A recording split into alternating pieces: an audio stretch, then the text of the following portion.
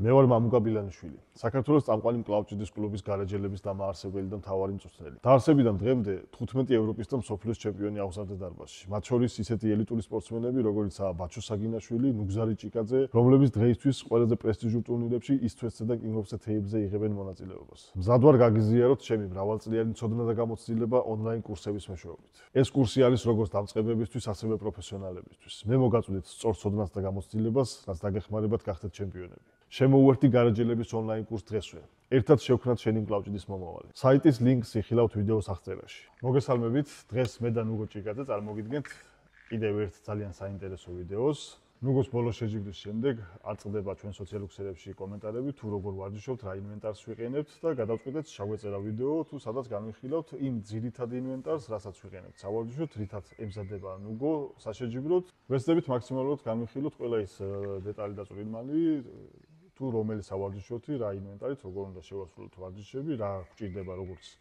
პროფესიონალებს, ასევე დამწყებებს, რა სავარჯიშოები სჭირდებათ.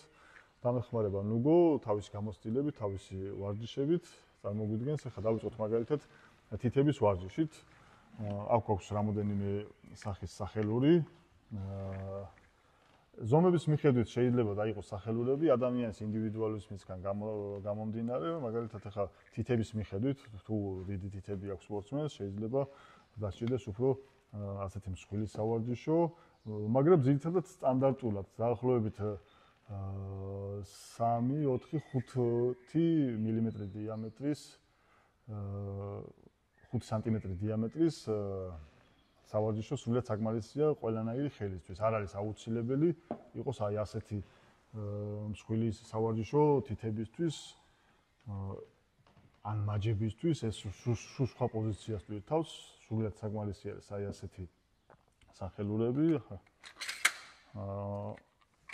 საკმაოდ მსხვილი არის ახლა და დაახლოებით 5 სანტიმეტრი იქნება, 50 მილიმეტრი. ნუ გვიჩვენე, რას გვეტყვი ახლა ამ სავარჯიშოზე, როგორ აკეთებ თითებს, რამდენად გიწირთავს? გამარჯობათ. კი, ნამდვილად სწორი არის, სრულიად საკმარისი არის თითებისთვის აი ასეთი ზომის სავარჯიშო. ოღონდ რაც თავარი არის, არაგერიოთ მაჯაში თითების სავარჯიშო. ეს არის მხოლოდ თითების სავარჯიშო, რაც თითებმა უნდა იმუშაოს მხოლოდ. გასწორებულ პოზიციაში უნდა იმუშაოს თითება მხოლოდ და არა მაჯა, რაც ბევრი ვიდეო შემოხვედრია, სადაც მაჯას ტვირთავენ ამ სავარჯიშოთ, მაგრამ ეს სავარჯიშო მაჯისა არ არის, ეს არის მხოლოდ თითების სავარჯიშო. და რა ვიცი, რა შეგვიძლია თქვა, სრულიად საკმარისი არის აი ესეთი მოძრაობითი ვარჯიშისთვის, ხონდეს ერთი სახელური და კი, სრულიად საკმარისია. ინდივიდუალიზმიდან გამომდინარე, თვითონ სპორტსმენმა შეუძლია შეარჩიოს თავისი მონაცემებიდან, ხელის ტემის მონაცემებიდან გამომდინარე, ხელის სახელური სხვადასხვანაირი რაღაც სავარჯიშოები არ არის საჭირო. ანუ ერთი სახელური, ერთი ზომით სულად საკმარისად დატვირთავს მოძრაობით ვარჯიშსაც შეეხება. შემდეგ გადავიდეთ სტატიკურ ვარჯიშებს, ნუგო, თითების სტატიკურ ვარჯიშებს რამდენად აკეთებ ახლა მაგალითად? კი, და რას გვეტყვი? ნამდვილად, აი ამ თითების სავარჯიშოს შემდეგ გადავდივარ ხოლმე ყოველთვის აი ამ ტრენაჟორზე, როგორც არის. ნახეთ, ეს არის უკვე როგორი მოძრაობა. გაშლილ მდგომარეობაში აწვება თითებს. უკვე გარედან ცდილობს, რომ თითები გარედან წაიღოს, მოტეხოს რა. ის უკვე ასეთ მდგომარეობაში თითის წვერებიდან ატეხოს, რაც ხელის გადაწევის დროს ხდება, რაც ძალიან რთული არის რა. და აი უნდა კეთდებოდეს აი ზუსტად აი ამ მომენტში, რომ მაჯას თუ არ მოხრი თითების კეთების დროს უკეთესი იქნება, მაგრამ მძიმე წონაზე მაინც გაგეპარებათ მაჯა და არა უშავს. აი ამ მომენტში უკეთესი არის, რომ აი ბოლომდე მოუხაროთ თითები. რაც ძალიან რთული საკეთებელი არის და რა ვიცი, აი მე ვფიქრობ, რომ თითების გასაძლიერებლად აი ეს ორი სავარჯიშო ერთმანეთისგან რა უნდა გამოყოთ რა, ეს ორი არის ერთად ძალიან კარგი და საუკეთესო რა. ეს ორი სავარჯიშო ერთობლივად უკვე იდეალური კომბინაცია იქნება და სრულიად საკმარისი არის თითების გასაძლიერებლად, როგორც მოძრაობითი ვარჯიშისთვის, ასეთი სახელურით შესრულებული ვარჯიში. შემდეგ, როდესაც გავაკეთებთ მოძრაობით ვარჯიშს, კუნთი საკმარისად დატვირთულია, ისეთ მდგომარეობაშია უკვე, რომ მზად ვართ, რომ გავაკეთოთ სტატიკური ვარჯიში. ხა ესეც შეიძლება გამოყოთ და არაერიოთ მაგალითად დამწყებებს, რომ ჯერ არ გავაკეთოთ სტატიკური ვარჯიში, ან დაფიქსირებული ასეთი სავარჯიშოთი ჯერ არ გაკეთდეს სტატიკური ვარჯიში და შემდეგ არ გადავიდეთ მოძრაობით ვარჯიშში. ანუ პირველი აუცილებლად უნდა იყოს ასეთი სავარჯიშოთი, ასეთი სახელურით შესრულებული ვარჯიში, მოძრაობაში ვარჯიში, შემდეგ უნდა გადავიდეთ აუცილებლად სტატიკურ ვარჯიშზე. რაც არის ძირითადი ჩვენი მიზანი, რომ თითები არ წაგვივიდეს ხელის გადაწევის დროს, ანუ შეჯიბრი იქნება თუ ჩვენი საქმე რაც არის ხელის გადაწევა, ამ დროს არ დავკარგოთ თითების პოზიცია, ანუ ის ვარჯიშიც, მოძრაობითი ვარჯიშიც გვეხმარება იმაში, რომ კარგად შევძლოთ მაქსიმალურად გავზარდოთ ძალისმიერი მაჩვენებელი სტატიკურ ვარჯიში და ეს ვარჯიში კიდევ უფრო ხვეწავს ამ პოზიციას. თითებისთვის სრულიად საკმარისია ეს ორი ვარჯიში, ასევე არის სხვადასხვა ნაირსახეობის სახელურები. ჩვენ გვაქვს ასეთი ჩვენი ხელით ნაკეთი თითების სტატიკური პოზიციისთვის, რასაც საკმაოდ აქტიურად ვიყენებთ და გაცვეთილიც არის უკვე და ძალიან კარგად გვადგება, მაგრამ შემდეგ რა თქმა უნდა განვითარდა ყველაფერი, შეიქმნა ძალიან ბევრი სახეობის სახელურები, აი ასეთი მომრგვალებული ფორმით, ასეთი შედარებით გასწორებული ფორმით, ახლა რო განვიხილოთ, ორივე საკმაოდ კარგად აძლიერებს თითებს. რაც შეიძლება აი ასეთ შედარებით მომრგვალებულ სახელურს, როდესაც ჩვენ ვაკეთებთ თითების უკვე სტატიკურ პოზიციას, ანუ სტატიკურ ვარჯიშს, რასაც ემსახურება ეს ორი ვარჯიში, სტატიკური პოზიციის დროს უმჯობესია თითები იყოს მაქსიმალურად 90 გრადუსზე მოხრან, მაქსიმალურად გქონდეს აი ასეთ ფორმაში თითები. არ იყოს აი ასეთი გაშლილი ფორმით თითები. ასეთი მოხრილი სავარჯიშოზე უმეტეს უწევს ხოლმე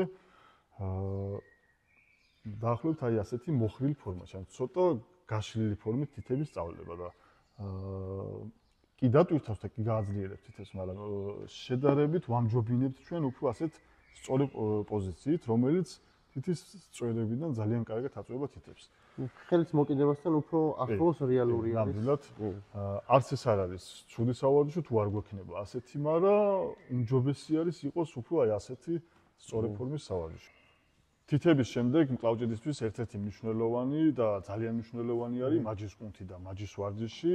მაჯის ვარჯიშისთვის ძალიან კარგად ახსენან უგომ რომ არ უნდა შესრულდეს აი ასეთი სახელურებით, ზომას არ გულისხმობ აქ, უბრალოდ აი ასეთი სახელურით შედარებით ნაკლებად ეფექტურია. კი შეიძლება გავარჯიშდეს და რაღაც ძალა მოიყვანოს ტევანში, მაგრამ ისეთი ეფექტური არ არის, როგორიც აი ასეთი რემნიანი მაჯის სავარჯიშოთი,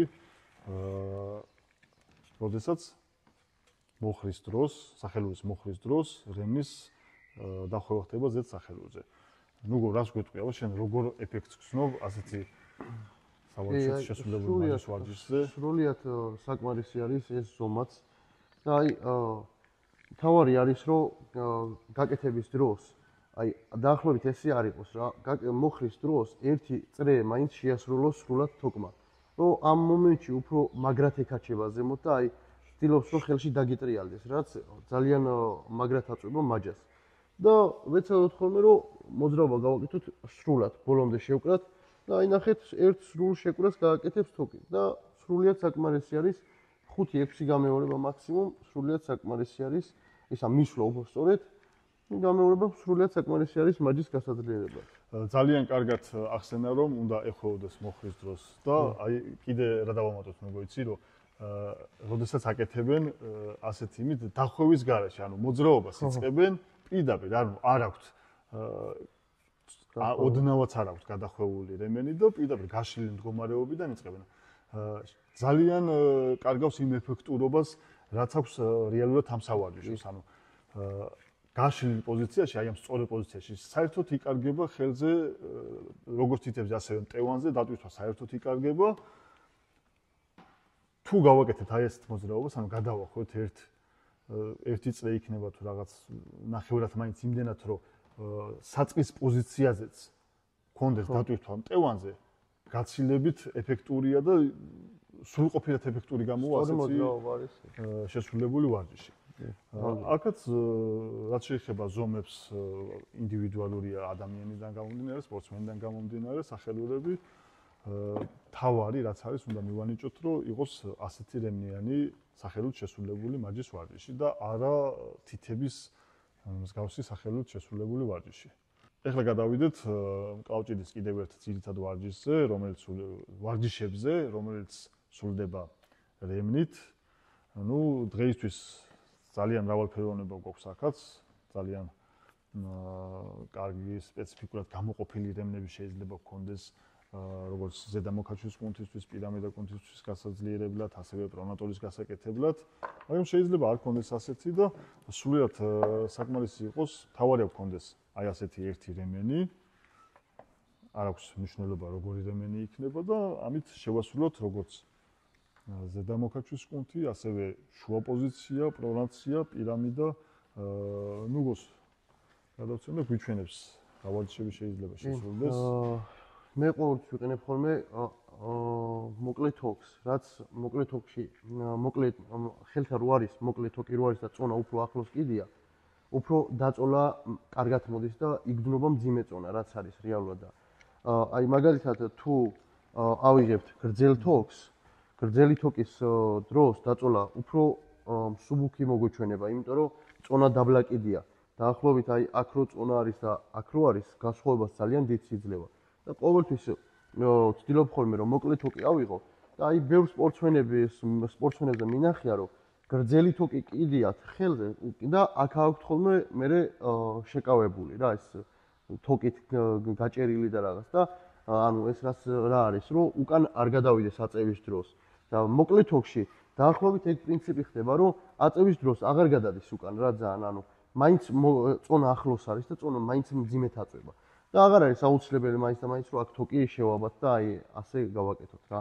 ყოველთვის ავირჩევ მე მოკლე თოკის პირამიდის კეთებას. როგორც ასევე არის ესა პრონაციის კეთება, ანუ მთავარი მომენტი არის რომ აი ისეთი მოკლე არ იყოს რომ რკინამ ხელი არ შეგვეშალოს დატრიალების მომენტში. აქ არ მოგვედოს. დროს ხო, თავარი არის არ მოდიოდეს ნამეტარი. კი, დანარჩენი ისეთ მომენტში იყოს რომ ხელს არ გვიშლდეს, ვეცადოთ ძალიან მოკლე თოკი იყოს რომ გადატრიალების დროს წონა ახლოს იყოს ხელთან. აი აქ რო დატრიალების დროს წონა არის ძალიან კარგი, მაგრამ როცა კიდია დაბლა წონა, უფრო მსუბუქი არის და დაწოლა არ მოდის სრულად ხელზე რაც უნდა მოდიოდეს. ასევე შეგვიძლია გავაკეთოთ მხოლოდ ერთი პირამიდის გასაკეთებით შეგვიძლია გავაკეთოთ კიდევ ზედა მაჯა, რაც აი სრულად საკმარისი არის ეს თოკის სიგრძე, რომ ძალიან კარგად გავაკეთოთ სამი ვარჯიშის გამეორება. აი ზედა მაჯისთვისაც აი სრულად საკმარისი არის აი აქ. იგივე პრინციპია, რომ აი აქ არ მოგვედოს ისეთი მოკლე არ იყოს, რომ ხელი არ გვატკინოს რა თორე. დანარჩენი ძალიან კარგად შეგვიძლია გავაკეთოთ აი ეს და ვეცადოთ რომ მოკლე თოკით ვივარჯოთ, იმიტომ რომ ძალიან კარგი არის რა, წონა რაც მძიმედ მოდის ხელში, ეგ გვაძლიერებს.